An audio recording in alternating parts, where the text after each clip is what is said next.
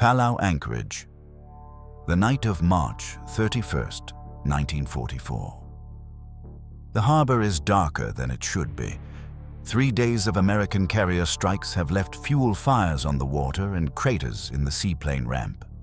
What was a functioning fleet base is now a liability. The combined fleet has already dispersed. The admiral commanding it has ordered his headquarters evacuated to Davao in the Philippines, 800 miles southwest across open ocean. 2 large 4-engine Kawanishi flying boats sit on the dark water of the Caroline Islands, fueled and waiting under minimum lights. On the dock beside them, 2 Japanese admirals stand in the humid tropical night. One wears full-dress whites. The other carries a briefcase. The admiral in uniform is Minishi Koga. He has commanded the Imperial Japanese Navy's combined fleet for 11 months. And the man beside him is his chief of staff, Vice Admiral Shigeru Fukudome. They are about to board separate aircraft and fly into a building typhoon. Before they do, Koga turns to Fukudome and says, "Yamamoto died at exactly the right time." A pause. "Let us go out and die together." They shake hands. They board their respective planes.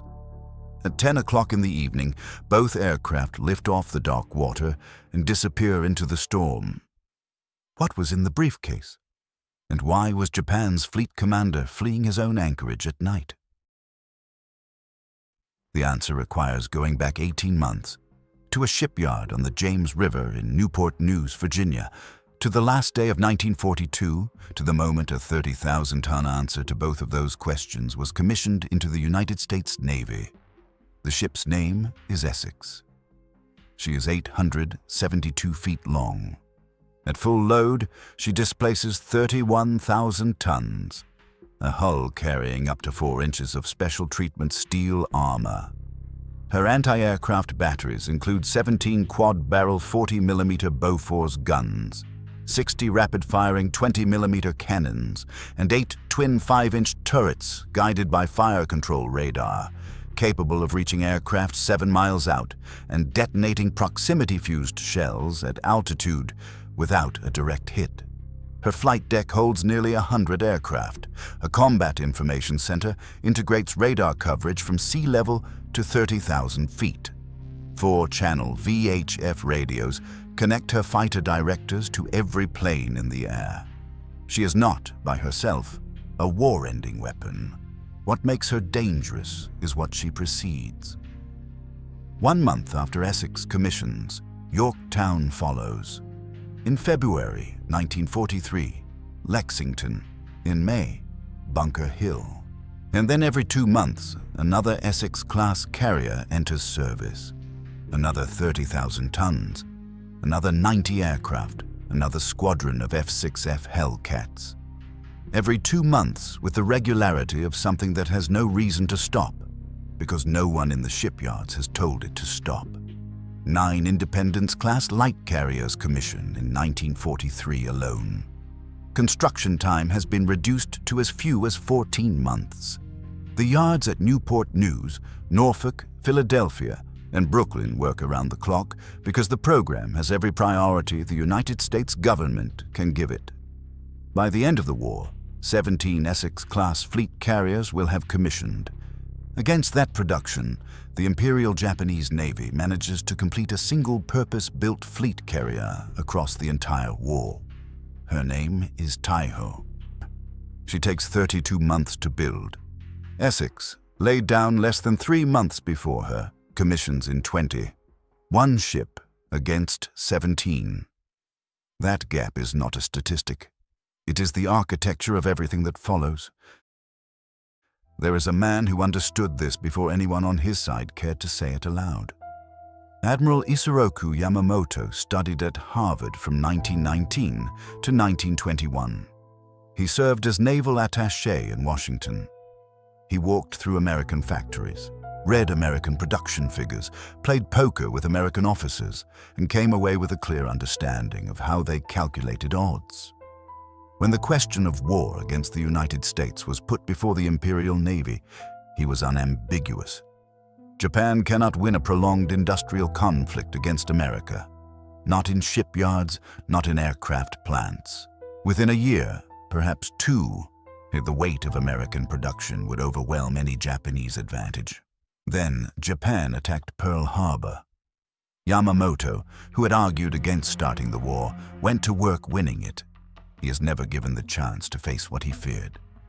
On April 18, 1943, American Signals Intelligence decodes his travel itinerary. A routine inspection flight over Bougainville. 16 P-38 Lightnings are dispatched. His transport is shot down over the jungle before noon. He is dead at 60, honored with a state funeral, while at that moment, in shipyards along the American East Coast, another Essex-Class carrier is taking shape on the ways. He dies before a single one of them reaches the Pacific combat zone. He leaves behind a pattern, a Japanese fleet commander destroyed by American intelligence. His successor will repeat it, more completely, as more catastrophically, more irrevocably. Admiral Minichi Koga takes command of the combined fleet in April 1943. What he inherits is a navy that has lost 4 fleet carriers at Midway, bled its air groups over Guadalcanal, and is watching its outer perimeter come under pressure from a force growing faster than it can be depleted. His carrier air groups are so badly depleted that replacements will not be ready until May 1944. He has almost nothing airborne to meet what is coming. What is coming announces itself in August. Essex and Yorktown hit Marcus Island before dawn on August 31, 1943. The task force steaming at 30 knots in calm tropical seas, invisible until aircraft are already overhead. The Japanese garrison has no warning. In September, Wake Island. In November, the Gilbert Islands. And then, on November 5th, 6 Japanese heavy cruisers arrive at Rabaul prepared to engage American naval forces off Bougainville. American carrier aircraft reach them first. 4 of the cruisers are damaged and turned back to Japan for repairs. Rabaul, Japan's most significant South Pacific base, ceases to function as a fighting hub. The Japanese study these raids. The scale is wrong. The pace is wrong. These are not the American carriers from Midway, managed to a standstill in 1942. These are faster, better defended, and they keep coming. By the time one hits Marcus Island, another is forming up off Wake. Koga understands what he is looking at. He begins constructing what will become the Z Plan, Japan's complete operational blueprint for one last decisive engagement. To be fought before American production makes it impossible. He works on it while, just every 2 months, another ship arrives. February 1944. Task Force 58 reaches Truk. Truk Lagoon is the anchor of Japan's Central Pacific defense. It's Gibraltar, the anchorage from which the combined fleet has projected power across 1,000 miles of ocean. The American carriers make that case obsolete in 2 days. 300 Japanese aircraft destroyed. 200,000 tons of merchant shipping on the lagoon floor. When it is over, Truk is a ruin. Then carrier strikes follow Koga to Palau. He announces his intention to hold the Marianas Palau defensive line until death. Then he orders the evacuation to Davao. His staff packs the headquarters. Among the items going into Fukudome's briefcase, the Z Plan and its companion document, a study of the main features of decisive air operations in the Central Pacific. Detailed, but meticulous, current as of March 1944. Fleet strength, deployment schedules, projected positions, the diversionary tactics Japan intends to use when the decisive moment comes. It goes into the briefcase in plain text. There was no time for the encipherment this document deserved. It is March 31st. The dock is dark. The flying boats are waiting. We have been here before. Now we know who these men are. Now we know what is in the briefcase, and what it cost to build, and what it was designed to do. Koga spent 11 months and every resource his depleted navy could offer constructing Japan's last credible strategy. He is standing on a dock in the dark, telling his chief of staff that Yamamoto was lucky to die when he did. Then they board their planes. Both aircraft fly into the typhoon. Koga's plane does not arrive, as it is never found. Fukudome's Kawanishi flying boat crashes off the island of Cebu. Fukudome survives the impact and makes it to shore, where Filipino guerrillas take him captive and carry him into the hills. The briefcase does not go with him. On April 3rd, a wooden box from the wreckage washes onto the Cebu coastline. 2 Filipino villagers find it, sense its importance, dry the documents inside, and hide them underground. The box eventually reaches Lieutenant Colonel James Cushing, commanding the Cebu Area Command, an American-led guerrilla organization of several thousand fighters. Cushing notifies Brisbane. MacArthur's headquarters dispatches a submarine. The USS Creval makes the rendezvous off Negros Island, survives 2 depth charge attacks en route, and arrives at Darwin, Australia on May 19th. The documents are flown to Brisbane to the Allied translator and interpreter section. The translation team works urgently. Among them, Nisei linguists Yoshikazu Yamada and George Yamashiro, Japanese Americans using their language to dismantle the strategy of a navy fighting in the name of the country of their parents. Within 24 hours, they have a working translation. Colonel Sidney Mashbeer turns the mimeograph himself, producing 32 copies. The Zab plan travels by special plane to Admiral Chester Nimitz at Pearl Harbor, who delivers it to his fleet commanders, preparing for the Marianas operation. Fukudome, meanwhile, has been released to the Japanese in exchange for a halt to reprisal killings of Filipino civilians. He returns to Tokyo, not knowing that Cushing also held his copy of the plan. He is given a new command, so he tells no one because there is nothing useful to tell. As far as the Japanese Navy knows, the documents went down with the aircraft. They do not know. They will not know until it is too late to matter. Admiral Suemu Toyoda takes command of the combined fleet in May 1944. He is 58 years old, a torpedo and artillery expert, considered by his peers to be brilliant and difficult in equal measure. He raises his flag aboard the light cruiser Oyodo in Tokyo Bay and begins issuing orders based on a plan his enemy has already read. He was, before the war, opposed to fighting America. He considered it unwinnable. He now pours every remaining Japanese resource into winning it. June 1944. The Marianas. Toyoda sends his signal to Vice Admiral Jisaburo Ozawa, commander of the 1st Mobile Fleet. The rise and fall of Imperial Japan depends on this one battle. Ozawa sails on Taiho, Japan's newest and most powerful carrier, the only purpose-built fleet carrier the country will commission during the entire war. She is Ozawa's flagship. She is Japan's answer to the Essex-Class. 29,000 tons, armored flight deck, 53 aircraft. The embodiment of what Japanese shipyards can produce under wartime conditions. Ozawa's captains are confident. His pilots believe the coming engagement will turn the war. Admiral Matome Ugaki, commanding the battle squadron, writes in his diary, "Can it be that we'll fail to win with this mighty force? No, it can't be." Here is what Ozawa does not know. His entire battle plan depends on approximately 500 land-based aircraft operating from Guam, Rota, Az, and the surrounding Marianas bases. A force multiplier intended to erode the American fleet before his carrier aircraft close for the kill. Vice Admiral Kakuta commands those forces. Kakuta knows that American carrier raids in the weeks prior have largely destroyed his air groups. He does not tell Ozawa. He does not tell Toyoda. Ozawa goes to sea believing he has 500 aircraft in the Marianas waiting to help him. He does not. The Americans know his plan. They outnumber him in carriers, 15 against 9, 7 fleet carriers against 5. And the land-based air power Ozawa is counting on is already gone. On June 19, 1944, Ozawa launches 4 massive strike waves toward the American fleet. The first, approximately 68 aircraft. Task Force 58's radar picks them up at altitude, 150 miles out, and over 450 F-6F Hellcats climb to intercept.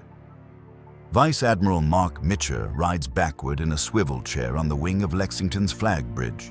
Long-billed cap turned backward on his head, aviator's brown shoes, his orders given so quietly his staff have to lean in to hear them, and his fighter directors vector every intercept with precision built from integrated radar, 4-channel radios, and months of practice against an opponent that has none of these things in equal measure.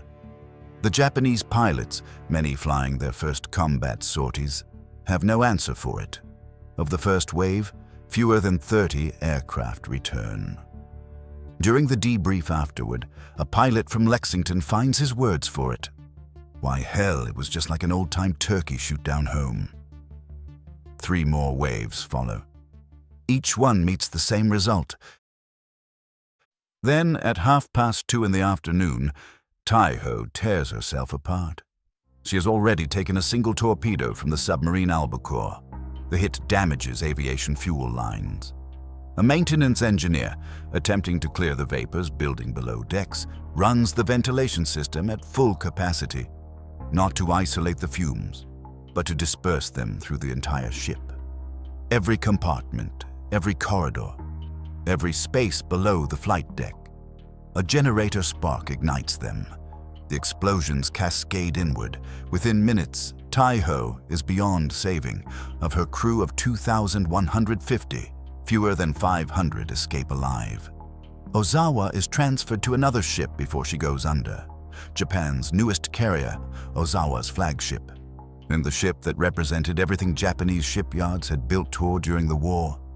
Destroyed not primarily by American firepower, but by a catastrophic decision made under pressure with inadequate damage control doctrine and under-trained crew. 1 torpedo, the wrong response to it. Everything else followed from that. Shokaku goes down the same day, torpedoed by the submarine Kavala. On June 20th, American carrier aircraft find Ozawa's withdrawal and sink Hiyo. When it is over, a Japanese officer enters the count in the flag log. Of the 430 aircraft with which Ozawa began the day's fighting, surviving carrier air power, 35 operational aircraft. He went to sea with Japan's finest pilots, the survivors of a year's careful reconstitution after Midway, rebuilt precisely for this moment. In 2 days, to 90% of them are gone, 3 carriers sunk, roughly 400 carrier aircraft lost, along with 200 more from the land bases that were supposed to be his force multiplier. The Battle of the Philippine Sea eliminates Japan's ability to conduct carrier operations. Not weakens it, eliminates it. Toyota does not stop. There is no provision in Kantai Kessen, the doctrine of the decisive battle that has animated Japanese naval strategy since before the war, for what happens when the decisive battle has been fought and lost. So Toyota reaches for another version of it. The show plans, meaning to conquer, are his answer. 4 contingencies, keyed to where the Americans strike next. When the Americans land at Leyte Gulf in October 1944, Ozawa's carriers sail not to fight, but to be seen, for their aircraft have been stripped to land bases. Their squadrons are skeletons. They are ordered to sea as a lure, to draw Halsey's fast carriers north, while Kurita's battleships attempt a surface attack on the invasion beaches. Japan's carriers, which once struck Pearl Harbor and ranged from the Indian Ocean to Midway, are now bait. Mitcher's aircraft find them and sink all 4. The kamikaze program follows. The word means divine wind. The strategic logic is plainer than the poetry. Conventional air attack against Essex-Class defensive screens, against the proximity-fused anti-aircraft shells, the Bofors batteries, the Hellcat combat air patrols, is no longer a viable exchange. Japan cannot sustain the loss rate. A one-way mission changes the arithmetic. The Essex carriers absorb the hits. On May 11, 1945, Two Zeros strike Bunker Hill simultaneously over Okinawa. 390 crew dead. She returns to Pearl Harbor under her own power. On March 19th, Franklin takes 2 armor-piercing bombs and loses over 800 men. She is towed back to the United States for repair. Not one Essex-Class carrier is lost. March 1945. Emperor Hirohito is being briefed on Japan's plans for defending Okinawa. The army describes its strategy. Then the emperor asks, "But what about the Navy? What are they doing to assist in defending Okinawa? Have we no more ships?" The question is not rhetorical. The Emperor of Japan, in the spring of 1945, does not know whether his navy has ships remaining. His admirals have to answer him. Feeling the weight of that question, the Navy conceives a final surface operation. So the battleship Yamamoto, the largest warship ever built, is loaded with enough fuel for a one-way voyage and ordered to beach herself at Okinawa and fight until destroyed. American carrier aircraft intercept her before she arrives. She sinks in 1,200 fathoms of the East China Sea on April 7th, taking most of her crew with her. 3 commanders, 3 versions of the same impossible position. Yamamoto knew before the first shot was fired that Japan could not match American industrial output. He planned Pearl Harbor anyway. He fought at Midway. He died over Bougainville in April 1943. His travel schedule decoded by American signals intelligence. His transport shot down before the first Essex-Class carrier had reached the Pacific combat zone. Koga inherited the pressure Yamamoto had feared, so he spent 11 months building the one strategy that might answer it, and died fleeing the very force he was trying to defeat. His plan passed to his enemies in plain text, carried out of a Philippine lagoon in a wooden box by Filipino villagers who sensed its importance without being able to read it. He never knew. Toyoda took command, knowing the war was unwinnable. He had said so before it started, and ordered every remaining Japanese resource into winning it. He sent the signal that the rise and fall of Imperial Japan depended on a single battle. That battle produced the Turkey Shoot and the sinking of Taiho and 35 aircraft where 430 had been. He was placed on trial as a war criminal after the war and acquitted in 1949.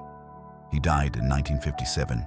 Nintendo Ozawa, who commanded Japan's carrier force from its last operational strength to its final degradation, ended the war as commander-in-chief of the combined fleet, the last man to hold that title. He commanded a fleet that possessed no aircraft carriers. 0. He survived the war and lived until 1966. The final accounting. Japan built 18 carriers across the entire war. 14 were lost. The United States finished the war with 29. There is one more thing. Tokyo Rose, throughout 1944 and into 1945, regularly announced the destruction of Lexington, the carrier that flew Mitch's flag through the Marshalls, the Marianas, Leyte, Iwo Jima, and into strikes against the Japanese home islands. Lexington was declared sunk so many times that her crew painted her hull a distinctive blue-gray and embraced the name her enemies gave her, the Blue Ghost, the ship that kept returning after every announced sinking, the ship that Japanese propaganda kept killing, that the Japanese Navy never found a strategy to stop, that outlasted the commanders who feared her and the doctrines devised against her. She was finally decommissioned in 1991. What did Japanese High Command say when the Essex-Class carriers kept arriving? They said every word they had. They said decisive battle and divine wind, and the rise and fall of Imperial Japan depends on this one battle. They said Yamamoto died at exactly the right time on a dark dock in Palau, while a typhoon built over the Pacific and a briefcase was about to change hands. And they reached into their doctrine and found Kantai Kessen, the decisive engagement that would exhaust American will. They reached for it at the Marianas. They reached for it at Leyte Gulf. They reached for it in the end, with one-way missions and a doomed battleship ordered to beach herself on a contested shore. 3 commanders. Not one of them could find a way to act on what they privately knew to be true. The Essex-Class did not defeat the Imperial Japanese Navy by being invincible. It defeated it by being present in sufficient numbers with sufficient regularity against an institution that could find no answer in its doctrine for what the question actually was. The ships kept arriving. The Blue Ghost kept returning, and somewhere in the blue-gray Pacific, she was already on her way back.